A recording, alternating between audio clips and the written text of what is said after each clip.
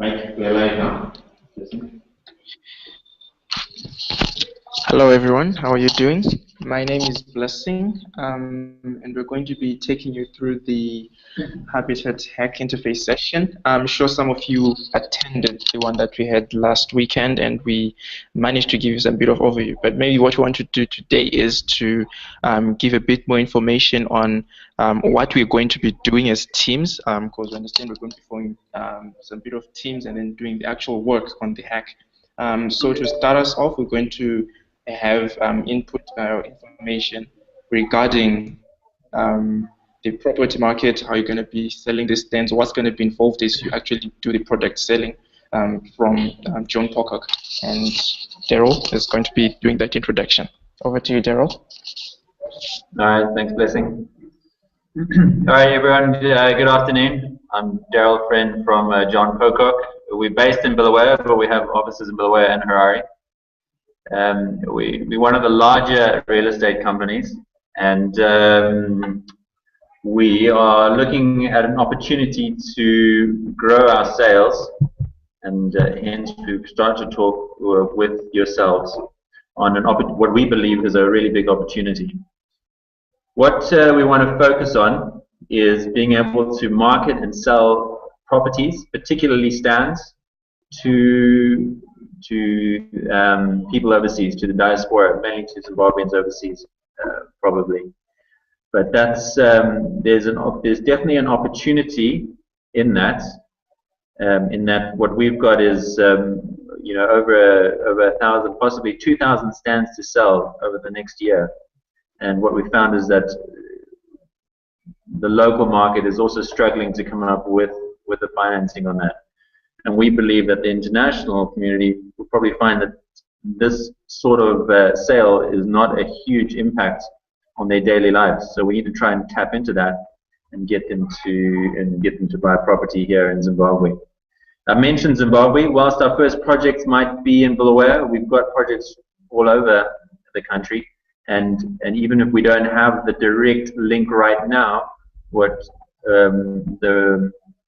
the right marketing, we might be able to build up a database to be able to sell our services to any of the big developers, like some of the bigger banks that are doing developments at the moment. So in a nutshell, that's really what we wanted to kickstart this project with, is finding the right team with the right innovation, or multiple teams if possible, to be able to tap into a huge resource outside of Zimbabwe. If 2 to 3 million people are living outside of this country, we only need a couple of thousand to reinvest into our country, and not only to benefit companies in and around us and ourselves, but to benefit the country, as an inflow of funds would certainly help.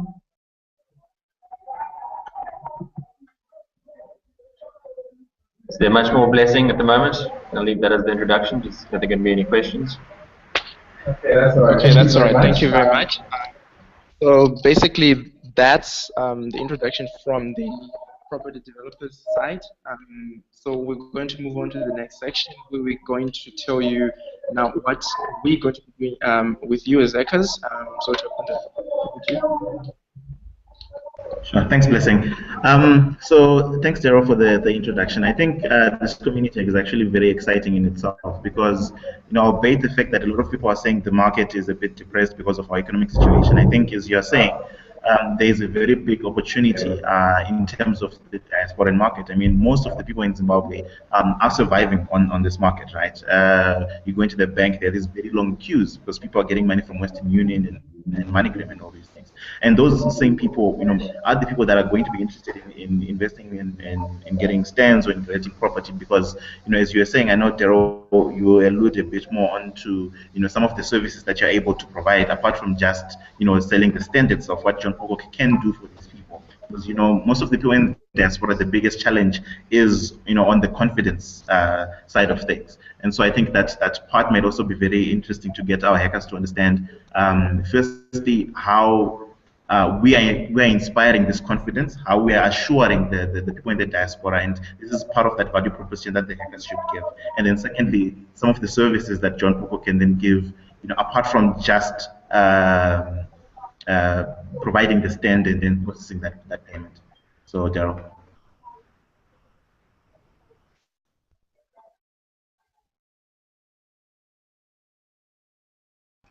Daryl?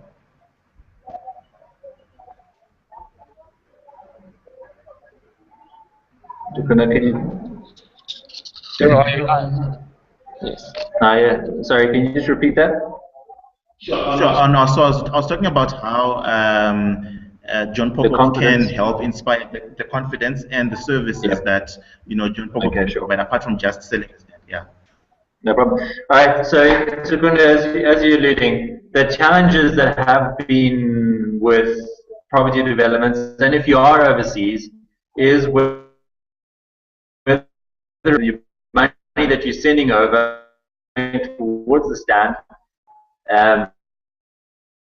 What we have a long-standing company and with very clear processes on how things work is that it's now somebody that with a company like ourselves, rather than possibly somebody that is operating out of the back of their Range Rover, that there might be the project come to fruition. And as Takun was saying, what we're looking at, we should probably market is that we want to go end to end. Yes, at the moment we've got stands.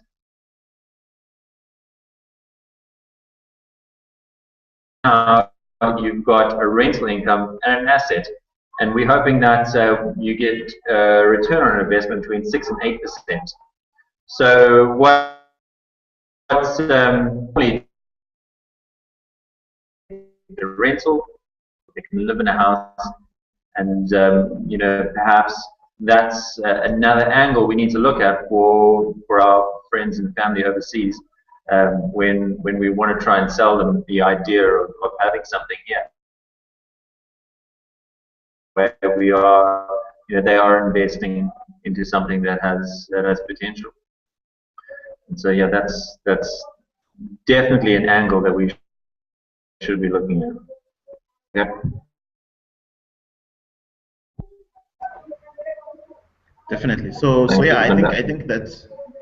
Thank you, Daryl. I think that's something that is very important. I think going forward, so later on this week, we are going to talk about how people can start forming teams around the solutions that they're providing, and then early next week, we're actually going to have a few people from the diaspora on a similar call, talking about their outlook on, getting property, what their concerns are, what, might be of interest to them.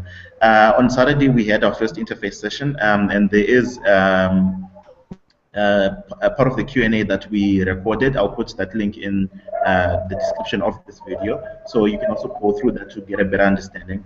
But as Blessing was saying, so now what we're doing is we're beginning to entertain some of the solutions that we might be able to come up with for these challenges. And it's important that as we're developing these, we understand that this is for the international market, not just your Zimbabwean people who are based here in Zimbabwe.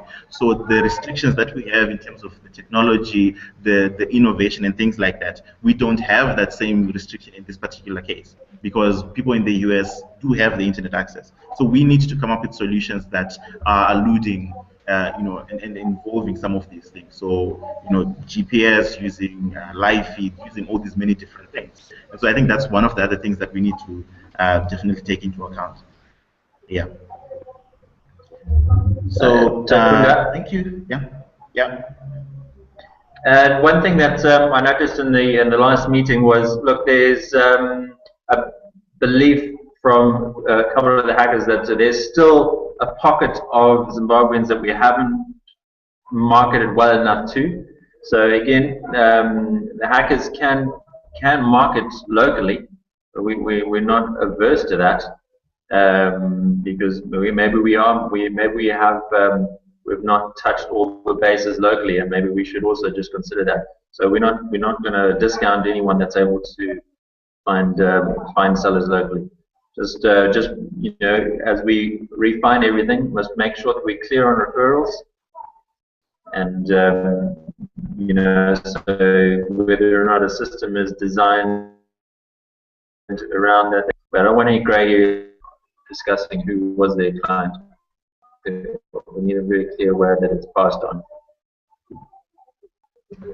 Definitely, I think that's an interesting outlook that came out of the last meeting, and also going forward during this week. So we're going to talk about there are a lot of sensitive issues around the usage of the John Pocock brand, the limitations to that. So we're going to generate just a bit of wording that people are going to use on their sites to make sure that when you start interfacing with people in the public, they understand that these are things that are being sold by John Pocock, and what these teams are simply doing are facilitating and helping to market and get people to understand that, as well as how to hand off the information. So ideally, what a team is supposed to be able to do is whatever solution that you create and however you've decided to meet your particular target market, it's not the team's responsibility to then convert the sale. So what each team is then supposed to be able to do is to then get in touch with the sales team at John Pocock to say, so these are the people that we've gotten in touch with. These people are particularly interested in this particular stand or on A, B, C, D, E, and then the sales team will then carry out that transaction and process the sale. So the teams don't, as the hackers, you don't have to worry about handling the money or anything like that. All the money has to go directly to John Pocock. All that we would be able to, and we should be able to do, is to make sure that we do that as efficiently as possible, and then be able to check and converse with the sales team to make sure that we know which potential customers or clients have actually converted into a sale.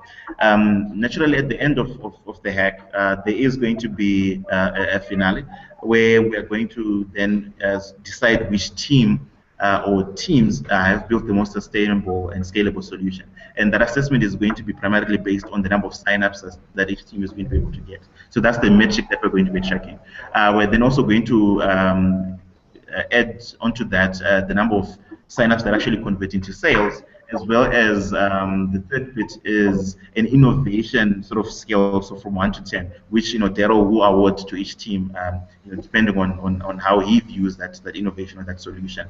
And so there's going to be about $1,000 at the very end that the sustainable, the winning team is going to get. But then over and above that, each and every single team will get the opportunity to make money for each sign up that converts into a sale. That's about 187, close to $200 per stand that is actually sold. And so in total, for this particular hack that's ending on the 1st of October, we have, I think, about $112,500 that's available. That's the opportunity that is there for the hackers. So it's entirely up to you guys. It depends on the amount of effort that you put into it, the type of solution that you build. The more the stands you sell, the more the money you're actually going to be able to make. So yeah, that's from my end. I'll hand over to Blessing, who's going to say, I think, a couple of things before we end this. All right, thank you very much, Takunda. So basically, we've heard what we need. This is now the stage where we actually start implementing. We've been already brainstorming and coming up with all these ideas of how we're going to be implementing. But hey guys, here's the thing. This is a very interesting hack. You've had the figures, you've had the opportunities that are there. What you now need to start thinking about is going out there and looking at the type of market. We're not talking about the everyday or local client that is in Zimbabwe. We're talking about people in South Africa, New Zealand, in the United States, in the UK. So go all out. Do not limit your ideas. One of the things we're going to help you do is to, during the capacitation, we're going to try and give you as much resources that will help you also to work within your teams and also to give you all better ideas of how to actually output your product or your service to the client that you're going to be reaching out to. So yeah, that will be part of my job, as well as the organizing team, to make sure that you guys are fully capacitated and equipped to take this on.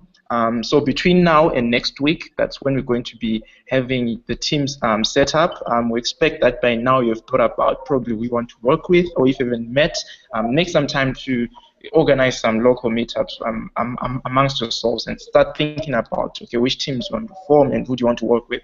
But remember, we should have at least one developer, one designer, and one entrepreneur within each of these groups to form balanced groups that will be able to give enough technical capacity and support to be able to take on this task.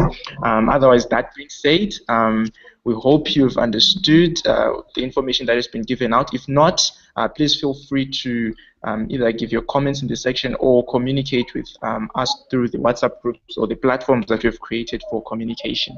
Otherwise, thank you very much. Till next time. Bye. All right, thanks, Daryl.